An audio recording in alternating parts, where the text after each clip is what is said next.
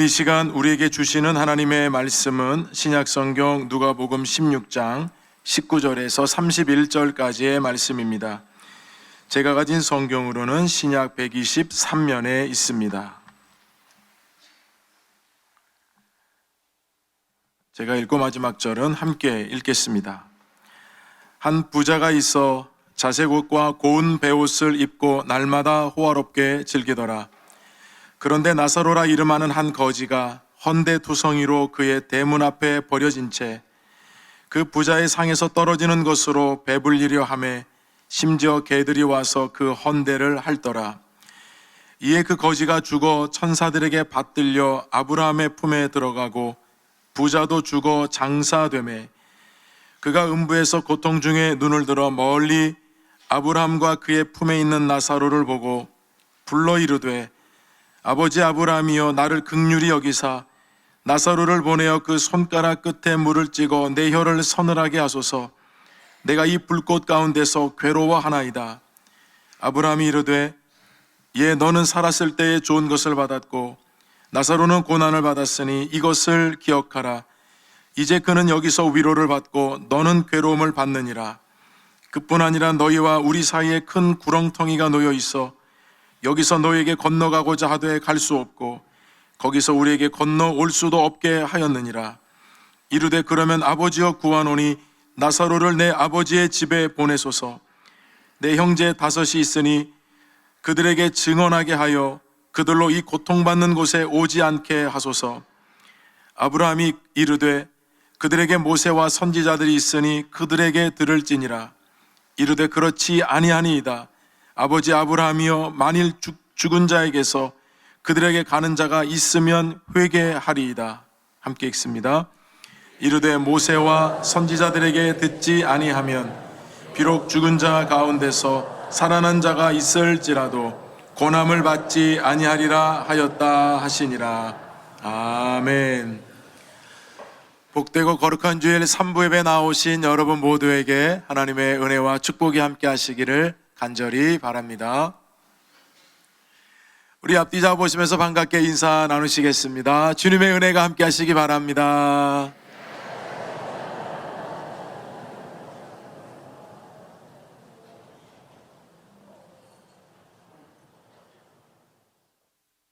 미국 뉴욕에 거주하고 있는 93세 되신 루스 가데스먼이라는 분이 계십니다. 이분이 큰 부자이신데 최근에 아주 좋은 선한 행위를 하셔서 여러 나라에도 소개가 되고 또 우리나라에서 뉴스에도 소개가 되었습니다. 이분은 과거에 교수로 재직하고 있던 알버트 아인슈타인 의대에 무려 10억 달러를 기부했습니다. 여러분들이 이렇게 안 놀라시는 것은 10억 달러가 어느 정도 규모인지 모르실 것 같아서 말씀을 드립니다. 이 10억 달러는 오늘날 돈으로 1조 3,320억 원입니다. 자, 이렇게 기부한다는 내용을 학생들이 있는 상황에서 아주 담담하게 그 내용을 전하는 영상을 한번 보시겠습니다. I'm happy to share with you that starting in August this year, the Albert Einstein College of Medicine will be tuition free. 1년에 8천만 원 하던 등록금을 이제는 안 내도 된다는 말에 일제히 환호가 터져 나옵니다. 미국 뉴욕에 있는 알버트 아인슈타인 의과대학에서 벌어진 일입니다. 이 대학 명예교수인 루스 가데스먼 박사가 10억 달러, 우리 돈 1조 3천억 원을 기부한 덕분입니다. 세계 최고 투자가 워런 버핏에게 초기부터 투자를 해온 남편 데이빗 가데스먼 씨가 남긴 유산입니다. 2년 전 96살로 숨지면서 이 돈으로 옳은 일을 하라는 말을 남긴 데 따른 결정인데 자녀들도 앞장서서 지지했습니다. 자녀들을 저 대학에 보내고 싶으시죠? 역사상 미국 의대가 받은 기부금 중에서 가장 큰 기부였다고 합니다. 이분은 수십 명의 젊은이들과 만나면서 그들의 고충을 들을 때 공부는 하고 싶고 또 의사가 되어서 좋은 일을 하고 싶은데 학자금 때문에 너무 어려움을 겪는 학생들의 이야기를 듣고 이 큰 기부를 결심했다고 합니다. 특별히 이분은 부유층이 있는 명문 의대에 기부를 한 것이 아니라 뉴욕에서 가장 낙후되어 있는 브롱스라고 하는 그 자치구 내에 있는 이 대학에 이 기부를 했던 것은 또 다른 의미가 있다는 겁니다. 또 하나의 감동은 이 정도 여러분 기부하면 이 이름을 기념하기 위해서 그 의대 이름도 바꾸는 법인데, 이분이 기부를 하면서 내건 조건은 내가 하는 일을 남들이 알아주지 않아도 되고 내 이름을 사용하지 말아달라고 하는 부탁을 하면서 이 큰 액수를 기부했다는 것입니다. 노블리스 오블리제라고 하는 사회적 의무와 책임을 다하는 그 삶을 실천하는 참 아름다운 모습이었습니다. 저는 이 장면을 보면서 매우 감동하고 참 기쁘고 소식 하나 듣는 것만으로도 마음이 참 따뜻해지고, 특별히 옳은 일을 하라고 하는 이 남편, 이 데이빗 가데스먼, 데이빗은 다윗, 여러분 영문이죠. 이분 여성분의 이름은 루스 가데스먼인데 루스는 성경에 나오는 룻을 뜻합니다. 성경적인 이름으로 살았던 이분들의 삶이 참 성숙하고 그리고 참 아름다운 결정이었다는 생각을 하게 됩니다. 오늘 본문은 부자와 거지 나사로에 대한 비유의 말씀입니다. 예수님께서 이 비유의 말씀을 하시게 된 배경이 있었는데요, 이 본문 앞장에 보면 불의한 청직에 대한 예수님께서 비유를 하셨습니다. 부자가 한 청직에게 자신의 것을 맡겼는데 낭비한다는 소식을 듣게 되어서 해고를 하려고 했습니다. 그때 이 청지기가 이 주인에게 빚진 자들을 불러 모아서 거짓으로 쓰라고 이렇게 하죠. 그리고 자기가 스스로 탕감을 해 줍니다. 이렇게 불의한 일을 했는데 놀랍게도 이 주인은 이 불의한 청지기를 지혜롭다고 칭찬을 했습니다. 이 불의한 청지기의 불의를 칭찬한 것이 아니라 불의한 자들의 지혜보다 빛의 자녀들이 훨씬 더 지혜로워야 한다는 것을 말씀했던 비유였습니다. 그러면서 이 비유의 끝에 예수님께서는 이렇게 말씀을 하셨습니다. 너희가 두 주인을 섬길 수 없나니 하나님과 재물을 겸하여 섬길 수 없느니라. 이 말씀을 하자 이 비유의 메시지를 들었던 바리새인들이 듣고 비웃었습니다. 왜냐하면 예수님의 그 비유는 곧 자기들을 빗대어서 하는 말씀인 것을 알았기 때문입니다. 이 말씀, 비웃었다는 이 말씀은 상대방을 향하여 코를 축혀들었다는 뜻입니다. 여러분, 이런 뜻이에요. 이렇게 조롱하고 비웃었다는 뜻입니다. 왜 조롱을 했는가? 이 사람들은 돈을 좋아하는 사람들이었기 때문이라고 성경이 명확하게 말씀합니다. 이들은 자기의 신분과 수고에 따라서 높은 물질적 보상을 받는 것은 당연한 복이고, 사회적 특권을 이용해서 부를 쌓는 것 또한도 당연시 여겼습니다. 그래서 율법을 가르치고 전하는 이 바리새인들이 사람들을 가르칠 때에 가난은 악이요 부자는 복이라고 이렇게 가르쳤던 것입니다. 따라서 그들은 겉으로는 하나님을 잘 섬기는 척 했지만 사실 그들은 재물을 하나님보다 더 좋아했습니다. 그런데 주님께서 재물에 대해서 선한 청지기가 되어야 한다고 말씀을 하니까 그들은 속내를 감추지 않고 예수님을 향해서 코를 치켜들고 비웃었던 겁니다. 이 비유의 메시지를 듣는 이 바리새인들이 이렇게 비웃자 예수님께서는 한 가지 비유를 더 드셨습니다. 바로 그것이 오늘 본문에 나오는 부자와 거지 나사로 된 비유의 말씀입니다. 근데 여러분, 이 비유가 우리를 주목하게 하는 것은 먼저는 두 사람이 등장하는데 한 사람은 이름이 나오지 않고 한 사람은 이름이 나온다는 것이 우리들에게 뭔가 메시지를 여러분 주게 되는데요. 우리 본문 말씀 19절과 20절 함께 읽어보겠습니다. 한 부자가 있어 자색 옷과 고운 베옷을 입고 날마다 호화롭게 즐기더라. 그런데 나사로라 이름하는 한 거지가 헌데 투성이로 그의 대문 앞에 버려진 채. 자, 이 말씀에서 첫 번째 우리가 교훈을 얻어야 되겠습니다. 첫 번째는 이 땅에서의 삶은 반드시 영원으로 이어진다는 것입니다. 예수님께서 이 말씀은 비유로 드셨습니다. 먼저 이름이 나오지 않은 한 부자를 예수님께서 등장을 시키는데요. 먼저 이 부자는 복장부터 눈에 띕니다. 그는 자색 옷과 고운 베옷을 여러분 입었습니다. 그 당시에도 이 옷이라고 하는 것은, 의복이라고 하는 것은 자신의 신분을 드러내는 것인데, 특별히 이 자색 겉옷 같은 경우는 당시의 왕족이나 귀족들만 입었던 엄청나게 비싼, 값비싼 겉옷 외투입니다. 거기에다가 속옷은 고운 베옷 속옷을 여러분 등장을 시켰는데, 이 고운 베옷의 이 속옷은 당시에 마로 만들어진 속옷인데요, 당시에는 같은 이 값의 금보다도 2배나 비쌌다는 것입니다.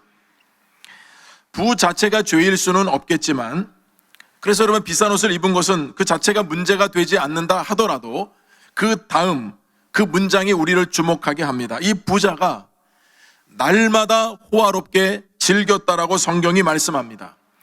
세상 쾌락과 유혹을 즐기며 살았다는 겁니다. 가끔도 아니고 자주도 아니고 날마다였습니다. 날마다 호화롭게 즐겼다는 말씀을 성경은 합니다. 그것도 자기 자신을 위해서 그렇겠다고 성경이 말씀합니다. 이 한 부자, 지금 예수님께서 말씀하시는 부자의 삶이었습니다. 두 번째 예수님께서 등장시키는 인물은 나사로라고 하는 사람입니다. 여러분, 이 나사로라고 하는 이 말은 구약의 엘리에셀이라는 이름에서 가져온 것인데요, 이 나사로의 이름의 뜻은 하나님이 도우시는 자, 하나님의 도움을 받는 자라고 하는 뜻입니다. 요한복음 11장 말씀에 보면 마리아와 마르다의 이야기가 나오면서 그의 오라버니 이름이 뭐였죠? 나사로였습니다. 그 나사로는 질병 때문에 여러분 죽었지만 바로 예수님께서 다시 생명을 살려주심으로 부활의 생명을 경험한 사람이었습니다. 이처럼 나사로라는 이 이름은 동명이인으로 지금 등장을 하는데, 오늘 본문의 그 거지 또한도 이름이 나사로였다는 겁니다. 근데 여러분, 우리가 이 이름에 주목할 수밖에 없는 것은 예수님께서 그동안 하나님의 나라와 천국에 대한 말씀을 하실 때마다 많은 사람들이 금방 알아듣고 쉽게 깨닫게 하기 위해서 비유를 드셨는데, 많은 비유 중에 유일하게 예수님께서 실명 이름을 거론해서 비유를 말씀하신 것은 여기가 처음입니다. 따라서 뭔가 예수님께서 의도를 가지고 이 비유의 말씀을 하셨다는 것을 알 수가 있는데요, 나사로의 여러분 특징을 보자면 앞에 설명한 부자하고는 정반대의 삶임을 알 수 있습니다. 이 나사로라는 사람은 헌데투성이로 그의 대문 앞에 버려진 채라고 말씀합니다. 이 헌데투성이라는 말은 이 나사로라는 사람이 오랫동안 그 당시에 고칠 수 없는 종양 또는 상처 또는 궤양으로 인해서 오랜 시간 동안 고통을 받아왔다는 뜻이에요. 그 헌데투성이 몸으로 부자의 집 대문 앞에 버려진 채 있었습니다. 버려진 채 있었다는 것은 이와 같은 질병의 고통을 당하면서 오랜 시간 알아 누워 있었다는 뜻입니다. 게다가 나사로는 부자의 상에서 떨어지는 그것으로 먹으면서 겨우 버티며 살고 있는 모습입니다. 여러분, 당시 유대인들은요, 그릇에다가 음식을 먹을 때 혹시 먹다 그러면 흘릴 수도 있잖아요. 그것은 절대 다시 먹지 않았습니다. 우리도 마찬가지겠지만 유대인들은 먹지 않았던 것은 부정하게 여겼다는 것이기 때문이기도 하고요, 또 자기가 또 다른 질병에 걸릴 수도 있다는 위험 때문에 음식이 떨어진 것은 어떤 것도 다시 그릇에 넣지를 않았습니다. 그러면 그걸 어떻게 하는가? 바로 개들에게 던지는 겁니다. 그 던진 그 음식을 사람인 나사로가 먹으면서 지탱하며 살았다는 겁니다. 부자는 배불리 먹고 남으면 개들에게 던졌습니다. 그 던진 것을 나사로는 받아서 먹으며 살았고, 그렇게 먹을 때 개들이 오히려 나사로의 헌대를 핥았다고 했습니다. 그야말로 이 나사로는 짐승인 개에게도 시달리는, 그야말로 매일매일 하루하루가 고달프고 너무나도 애처로운, 정말 바리새인들이 정죄했던 것처럼 하나님께 벌을 받아서 형벌을 당하는 모습과 같은 삶으로 살고 있던 것을 우리들에게 보여주고 있습니다. 한 부자와 거지 나사로 두 사람이 어떤 신앙의 모습을 가지고 살았는지, 또는 어떤 믿음을 가지고 살았는지 어떤 언급도 없습니다. 그저 예수님께서는 한 부자를 등장시키시고 거지 나사로를 등장시키는 것을 우리들에게 보여주고 있습니다.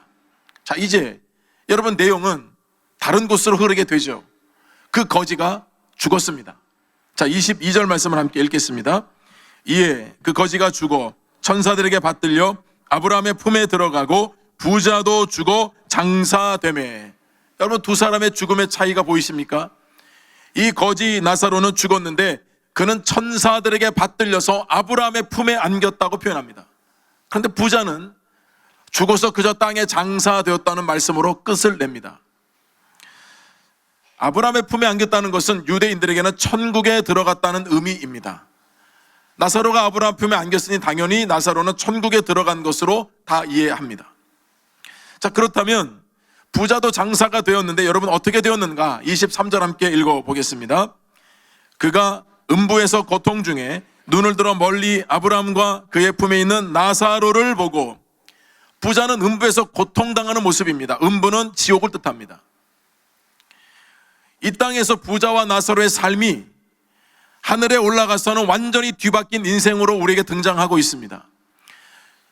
부자와 여러분 나사로만 죽는 것이 아닙니다. 저와 여러분도 하나님 앞에 서야 되는 날이 반드시 오게 되죠. 마찬가지로 우리가 이 땅에서 어떻게 살았는가, 이것으로 모든 것이 끝나고 묻혀지는 것이 아니라 이 땅에서 삶은 결국 영원한 삶으로 여러분 분명하게 이어진다는 것을 성경이 우리에게 교훈하고 있습니다. 여러분의 삶은 여기서 끝나지 않습니다.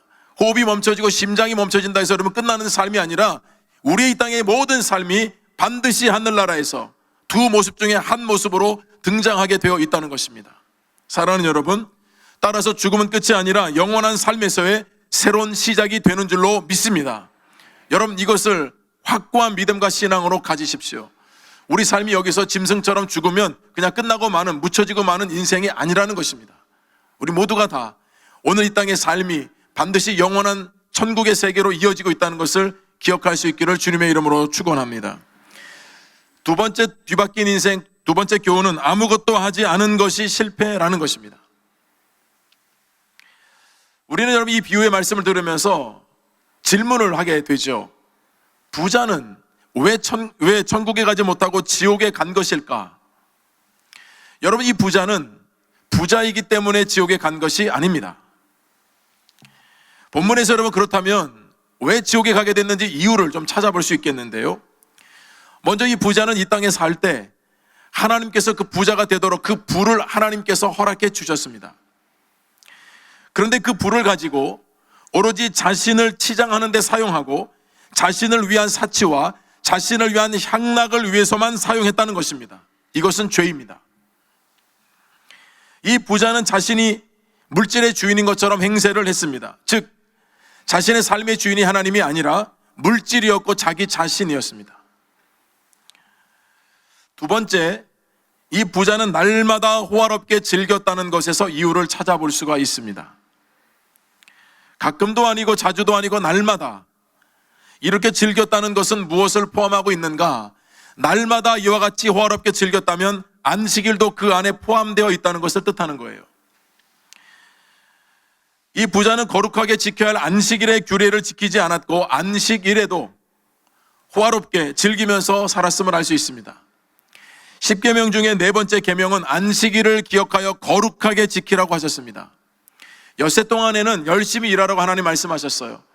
여러분 일주일 동안 얼마나 열심히 애쓰고 일하고 수고하셨습니까? 잘하신 겁니다. 그런데 일곱째 날에는 하나님 말씀하시기를 하나님의 안식일이기 때문에 내 아들이나 딸, 내 남종이나 여종, 심지어는 가축이나 그 집안에 머무는 객이라 할지라도 아무 일도 하지 말라고 하나님 말씀하셨습니다. 그런데 날마다 호화로운 잔치를 벌였으니 자기 자신뿐만 아니라 그 일을 도와야 하는 남종과 여종, 그 호화로운 잔치에 참여하고 있는 수많은 사람들을 안식일을 범하게 했다는 것입니다. 이것은 죄입니다.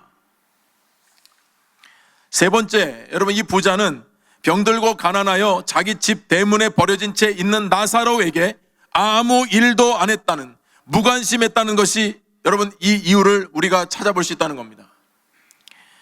적어도 하나님을 믿고 하나님을 사랑한다고 하는 사람이었다고 한다면 어찌 그렇게 많은 것을 가지고 있음에도 불구하고 거지 나사로에게 아무것도 주지 않을 수가 있을까요? 어쩌면 이렇게 여러분 무관심할 수가 있을까요?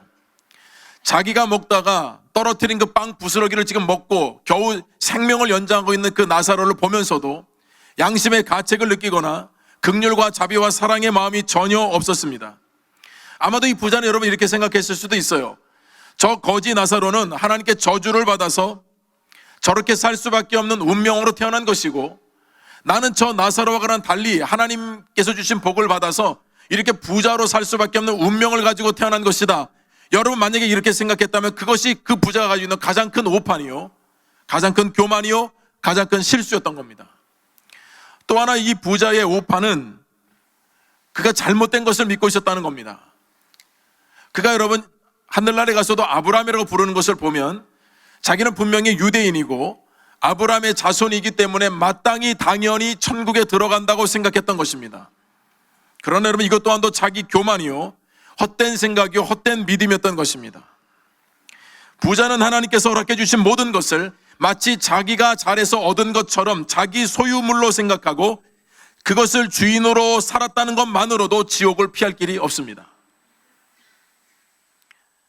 여러분 그렇다면 나사로라는 이 거지는, 이 사람은 왜 천국에 들어간 것일까요?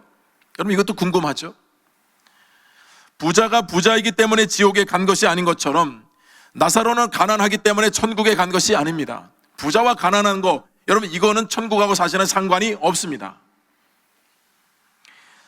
그렇다면 여러분 이 나사로의 이름의 뜻에서 좀 찾아볼 수 있어요. 나사로의 이름의 뜻은 말씀드린 대로 하나님의 도우심을 받는 자, 하나님의 도움을 받는 자라는 뜻이 아니겠습니까? 이름에서 알 수 있듯이 그는 이 땅에 살면서 하나님의 도우심이 없이는 살아갈 수 없는 인생이었습니다. 가난하고 질병도 있고 사람들에게 무시도 당하고 멸시도 당하고 천대를 당하면서 버려진 채 살았지만 그는 하나님을 향한 절대 믿음, 그 믿음을 붙들고 살았음을 알 수가 있습니다. 따라서 여러분, 우리가 천국에 들어가는 데 있어서 가난하냐, 부자냐, 질병이 있느냐, 사람들에게 멸시와 천대를 받았느냐, 여러분 이런 것은 조건이 될 수 없다는 겁니다. 이 거지 나사로에게는 이런 것들이 절대 장애물이 아니었습니다. 오히려 자기가 약할 때 자기를 강하게 하시는 그 주님을 붙들고 나아갈 수 있는 하나의 도구로 여겼음을 알 수 있습니다. 그래서 여러분 말씀해 보면 이 거지 나사로가 부자를 여러분 질투하고 시기했던 장면이 안 나옵니다. 또 그 가난을 저주로 여겼다는 말씀도 나오지 않습니다. 오히려 자신의 육체적인 이 가난을 영적인 부요함으로 승화시키며 살았다는 것을 알 수 있습니다. 그는 비록 여러분 이 땅에서는 사람들에게 주목도 못 받았고 버림받았고 업신여김을 당했지만 하나님을 자기의 도움으로 믿고 살았던 그 믿음으로 인하여서 그는 천사들에게 받들려서 아브라함의 품에 안긴 줄로 믿습니다. 그런데 여러분, 이 부자는 이 나사로에게 아무것도 하지 않았습니다. 물론 여러분 자기 집 대문에 매일 와서 이렇게 있는 그 나사로를 보면서 다른 곳으로 가라고 여러분 쫓아내지 않았죠. 그에게 여러분 뭐 폭력을 행사했거나 또는 그를 못 살게 굴지는 않았습니다. 여러분 그렇다고 해서 이 부자의 문제가 안 되는 것일까요? 오늘날 여러분 이 땅을 살아가는 우리들에게도 아무것도 하지 않은 것은 죄가 되는 사례가 많이 있어요. 가벼운 접촉 사고라 해도 모른 척하고 현장을 뜨면 바로 뺑소니 범죄가 됩니다. 불씨를 떨어뜨려 놓고 그냥 놔두면 방화범으로 처벌을 받습니다. 회사 안에서 비리를 목격하고도 침묵한다면 그 비리의 공범자로 몰려서 처벌을 받을 수도 있습니다. 집안 식구 중에 노약자나 장애인을 돌보지 않아서 죽음에 이르게 하는 것도 살인죄가 성립될 수 있다고 합니다. 그래서 여러분 외국에서는 어떤 특정한 상황에서 아무것도 하지 않은 일을 처벌하기 위해서 선한 사마리아법을 적용해야 한다는 움직임이 있다는 겁니다. 내가 분명히 목격도 했고 내가 분명히 알고 있음에도 불구하고 나는 거기에 연루되기 싫어서 나는 아무것도 하지 않았다고 한다면 여러분 그것으로 그치는 것이 아니라 그것 또한도 아무것도 하지 않은 것이 죄가 될 수 있다는 얘기예요. 여러분 우리는 뭔가를 해서 죄를 짓는다고 생각을 하죠. 10계명의 계명 중에 한 가지를 어기면 내가 하나님께 죄를 지었구나. 여러분 이렇게 생각을 해요. 근데 부자처럼 아무것도 하지 않은 것에 대해서는 죄라는 인식조차도 우리는 하지 않는다는 겁니다. 따라서 여러분 어떤 면에서 이것은 소극적인 죄가 아니라 할 수 있음에도 불구하고 아무것도 하지 않았기 때문에 적극적인 죄가 될 수 있다는 것을 기억해야 합니다. 여러분 이 부분을 성경은 우리에게 분명하게 말씀해 주세요. 야고보서 4장 17절 함께 읽어보겠습니다. 그러므로 사람이 선을 행할 줄 알고도 행하지 아니하면 죄니라. 선을 행할 줄 알고도 행하지 않으면 그것은 죄라고 하나님 말씀하십니다. 부자가 지옥에 갈 수밖에 없었던 것은 이처럼 자신에게 주어진 것으로 얼마든지 나누고 베풀고 돌볼 수 있음에도 불구하고 아무것도 하지 않았기 때문입니다. 아마 여러분들이 이런 비유를 들으면서요, 난 조금 다행이다. 나는 부자는 아닌 것 같은데. 여러분 그렇게 생각하신다면 그것 또한도 오판입니다. 왜냐하면 하나님께서는 우리 각자에게 필요한 만큼을 충분히 주셨습니다. 이 부의 말씀은 내가 부자냐 아니냐가 아닙니다. 누구와 비교할 것이 아니라 하나님께서 지금 내게 주신 것들을, 내게 허락하신 많은 축복들을 지금 나누고 베푸는 삶을 살고 있는가를 주님께서 우리에게 묻고 계신 겁니다. 여러분 주변에 있는 나사로를 보십시오. 여러분을 통해 그들을 먹이고 살리시려고 하는 그 하나님의 뜻, 우리 가운데 지금도 있다는 것입니다. 그 하나님의 뜻을 이루어드리며 사는 저와 여러분이 될 수 있기를 주님의 이름으로 축원합니다. 아무것도 하지 않고 주신 것들을 그저 나만을 위해서 여러분 사용한다는 것은 여러분 성경이 나오는 이 부자와 동일하고 그의 결말과 끝은 여러분 부자와 동일할 수밖에 없다는 것입니다. 따라서 하나님께서 주신 많은 것들은 크든 작든 그건 나에게만 주신 것이 아니라, 나만 쓰도록 주신 것이 아니라 많은 사람들과 베풀고 나누도록 하나님께서 허락해 주신 것임을 기억하고 하나님의 선한 뜻에 쓰임받을 수 있는 여러분 되기를 주님의 이름으로 축원합니다. 뒤바뀐 인생 세 번째 교훈은 오늘 주신 기회를 반드시 붙잡아야 한다는 것입니다. 부자는 음부에서 고통을 당하는 중에 눈을 들어서 아브라함 품에 있는 여러분 나사로를 바라보게 되죠. 그리고 아브라함의 이름을 간절하게 부르면서 나사로를 나에게 보내서 그 손끝에 그 물 한 방울 묻혀서 이 타들어가고 있는 이 내 혀를 서늘하게 해달라고 여러분 간곡하게 요청을 합니다. 불꽃 가운데서 너무나도 자신이 고통스럽다는 것을 표현하고 있는 겁니다. 그때 여러분 아브라함이 말했습니다. 너는 살았을 때 좋은 것을 받았고 나사로는 고난을 받았으니 이것을 기억하라. 이제 나사로는 여기서 위로를 받고 너는 괴로움을 받느니라. 부자는 여러분 좋은 것을 받았다고 말씀했어요. 즉 이 땅에 살면서 누가 어떻게 살든지 그건 관심 없고 그저 나에게 주신 이 재물을 나를 위해서 남용하면서 자기가 원하는 삶을 살았기 때문에 이미 모든 것을 받은 것이나 다름이 없다. 결산 끝났다는 겁니다. 그러나 하늘에서는 그에 따른 엄중한 책임을 묻고 있습니다. 그것은 영원한 괴로움이었습니다. 반면에 여러분 나사로는 이 땅에서 고난을 받았다고 말씀합니다. 여러분 나사로가 무슨 고난을 받았을까요? 이 표현은 굉장히 중요한 표현입니다. 왜냐하면 지금 나사로는 가난하게 된 것이 자기가 게을러서 다른 사람보다 일을 하지 않아서 여러분 가난에 처하게 된 것이 아니라 그 당시에 사회적인 어떤 구조적인 문제 때문에 일을 열심히 했어도 가난할 수밖에 없었다는 것을 표현하고 있는 것입니다. 그래서 이 땅에 살면서 열심히 노력했지만 그런 여러 가지 고난을 받을 수밖에 없었다는 겁니다. 그래서 나사로는 천국에서 위로를 받게 되는 것이라고 말씀하고 있습니다. 아브라함이 여러분 계속해서 말하죠.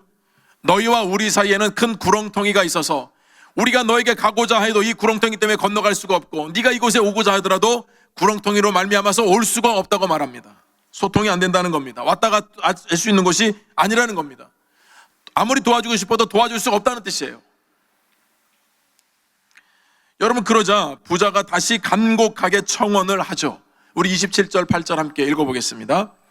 이르되 그러면 아버지여 구하노니 나사로를 내 아버지의 집에 보내소서. 내 형제 5이 있으니 그들에게 증언하게 하여 그들로 이 고통받는 곳에 오지 않게 하소서. 참 제가 여러분 이 말씀 좀 묵상하다가 좀 어이가 없더라고요. 이 부자는 여러분 하늘에 가서도 지금 이 나사로를 자기 종처럼 부려먹으려고 그래요. 심부름을 보내려고 합니다. 나사로를 내 아버지 집으로 좀 보내달라는 겁니다. 왜냐하면 내게 형제 5이 있다는 겁니다. 그들이 내가 지금 이 고통받는 이곳에 오지 않게 해달라는 겁니다. 여러분 이 부자의 문제점이 뭔지 보이십니까? 이 땅에서도 자기밖에 모르며 살았는데도 지옥에 가서 여러분 고통을 당하면서도 자기 5 형제만 챙깁니다. 여러분 그 집에 5 형제밖에 없었을까요? 아니요. 여러분 같이 있는 많은 가족들도 있을 것이고 종도 있을 것이고 이 정도 고통을 당하면 자기가 아는 모든 사람들에게 좀 제발 좀 이곳에 오지 않게 해달라고 여러분 그렇게 요청을 해야 깨달은 사람이죠. 자기 5 형제만 이곳에 오지 않게 해달라고 여러분 부탁하고 있는 여러분 이 부자의 어리석음이 여러분 보이지 않습니까? 하늘에 있는 사람들은 이 땅에 있는 사람들과 교통하지 못합니다. 그것이 성경의 가르침이에요. 그래서 아브라함이 말합니다. 그들에게 모세와 선지자들이 있으니 그들에게 들을지어다. 이 말씀은 이미 하나님의 말씀이 그들에게도 선포되었다는 것입니다. 모세와 선지자를 통해서 하나님의 율법의 말씀이 이미 그들에게 전달되었다는 것입니다. 그것을 들으면 된다는 거예요. 그러자 부자가 여러분 말하죠. 죽은 자가 직접 가서 말한다고 한다면 반드시 그들이 회개할 것입니다. 과연 그럴까요? 끝으로 31절 함께 읽어보겠습니다. 이르되 모세와 선지자들에게 듣지 아니하면 비록 죽은 자 가운데서 살아나는 자가 있을지라도 고난을 받지 아니하리라 하였다 하시니라. 여러분 이게 무슨 말씀입니까? 우리 예수님께서는 이미 모세와 많은 선지자들을 통해서 하나님의 율법의 말씀을 다 전해 주셨다는 것입니다. 그런데 전해 주셨음에도 불구하고 그들이 믿지 않았다면 죽은 자가 살아나서 다시 가서 말한다 하더라도 그들은 믿지 아니할 것이라는 말씀입니다. 그러니 여러분 그들은 듣지 못해서 알지 못해서 그렇게 사는 것이 아니었습니다. 이미 들려주신 말씀을 믿지 않았기에 그들은 그렇게 자신만을 위해서 살았던 것입니다. 따라서 아무리 이 부자가 이곳에서도 이렇게 고통을 당한다고 여러분 아무리 나사로를 보내서 말해 주어도 그들은 깨닫지 못하게 될 것이고 여전히 그와 같은 삶을 살 것이라는 말씀입니다. 사랑하는 목민의 성도 여러분, 예수님께서는 이 비유의 말씀을 통해서 우리에게 무엇을 깨닫게 하기 위함이겠습니까? 여러분 이 천국과 지옥에서는 이미 끝났습니다. 어떤 메시지를 통해서 거기서 돌이키는 것이 아닙니다. 이곳에서 어떻게 사는가, 오늘도 하나님 말씀 붙들고 어떻게 삶을 살아내는가, 그런 여러분 지금 살아있는 우리들에게 이와 같은 말씀을 허락해 주신 것은 진짜 하나님께서 주신 기회인 줄로 믿습니다. 진짜 여러분 기회가 되시려면 이 말씀을 붙들고 살아내야 하는 방법밖에는 없습니다. 그렇지 않으면 우리 또한도 한 부자의 삶을 살 수밖에 없기 때문입니다. 부자는 몰라서 못 산 것이 아닙니다. 알면서도 들었으면서도 자기 확신과 자기 합리로 자기를 위해서 살면서도 자기는 얼마든지 아브라함의 후손이기에 천국에 갈 수 있다고 생각했지만 그의 결과는 지옥이었습니다. 여러분 예수님께서 이 비유의 말씀을 하신 것은 진리를 비웃고 돈을 좋아하던 바리새인들에게 하셨던 비유의 말씀이지만 오늘 이 시간에 우리에게 들려주시는 것은 다시 한번 하나님께서 우리들에게 기회를 주시기 위함이요 우리들의 삶을 다시 말씀을 통해서 점검해 보라는 그런 말씀인 줄로 믿습니다. 우리가 지금 여러분 누리고 있는 그 모든 것들은 하나님께서 우리들에게 허락해 주신 것임을 인정해야 합니다. 따라서 하나님께서 주신 모든 것을 가지고 나사로와 같은 사람을 돌보고 섬기고 나누며 베풀면서 하나님의 나라를 이루어 가라는 것입니다. 따라서 하나님께서는 우리들에게 절대로 뒤바뀐 인생을 살면 안 된다고 우리에게 교훈하고 계신 것입니다. 이 땅에서 오랜 시간 동안 부자로 살고 오랜 시간 여러분 이 거지 나사로 살고 여러분들에게 선택하라고 한다면 여러분들 후자를 택할 분이 어디 있겠습니까? 대부분 여유롭고 넉넉하게 여러분 살기를 원하죠. 그러나 여러분 그 넉넉함이 나만을 향한다면 우리 가족만을 향한다고 한다면 그것이 곧 하나님께 책망받을 일이라는 것입니다. 하나님께서 우리들에게 허락하신 것은 그것은 나만을 위한 것이 아닙니다. 저도 여러분에게 보여드렸던 여러분 영상 저는 참 큰 감동이 있었습니다. 의사가 되어서 많은 사람들의 생명을 살리고자 하는 그 비전을 가지고 열심히 공부하던 그 학생들이 1년에 8천만이나 되는 엄청난 이 돈을 늘 대출을 받고 학자금 융자를 받아서 다니는 그런 가운데서도 그것이 감당이 안 돼서 중도에 포기하는 학생들이 많은 것을 보면서 남편이 옳은 일, 그 옳은 일이 있거든 얼마든지 이 돈을 사용하라고 하는 그 메시지를 듣고 바로 이 나사로와 같은 이 학생들에게 이것을 내가 기부해 주었을 때 그들이 다시 한번 도전을 받아서 좋은 의사가 되어서 수많은 사람들의 영혼을 여러분 살리는 것을 왜 생각하지 않았겠습니까? 한 사람의 이 섬김이 수많은 보이지 않는 사람들의 선한 행위를 일으키고 그 많은 여러분 그 학교에서 배출된 많은 여러분 의사들이 얼마나 좋은 일을 하고 얼마나 선한 일을 하면서 얼마나 또 많은 사람들을 섬기고 돕는 일을 하겠습니까? 여러분 이것이 하나님께서 우리들에게 원하는 삶입니다. 크거든 작든 하나님께서 나에게 주신 것을 가지고 나는 과연 이렇게 선을 베풀며 행하며 내 주변에 있는 나사로를 보며 살폈는가? 부자와 같이 아무 일도 하지 않고 무관심으로 여러분 일관하는 것은 하나님의 뜻이 결코 아닙니다. 하나님 우리에게 말씀하신 대로 돌아보고 찾아보고 우리가 만나려고 하면 교회 안에도 나사로가 있고 여러분 구역 안에도 있고 여러분 직장 안에도 있고 여러분이 살고 있는 집 이웃 주변에도 이런 나사로와 같은 분들이 많이 있습니다. 우리는 선을 행하기 위해서 여러분 부름을 받은 것이 아니라 하나님께서 우리를 선하게 여겨주셔서 우리에게 그와 같은 은혜를 주셨기에 우리 또한도 그와 같이 흘려보내며 하나님 나라를 확장하는 사명을 우리가 감당해야 한다는 것을 하나님이 우리에게 말씀하고 교훈하고 있는 것입니다. 그렇지 않으면 우리 또한도 뒤바뀐 인생으로 하나님 앞에 서야 할 수도 있습니다. 사랑하는 여러분, 하나님께서 우리에게 주신 삶은 영원하지 않습니다. 이 땅에서 하나님께서 주신 삶의 여정을 우리가 살아갈 때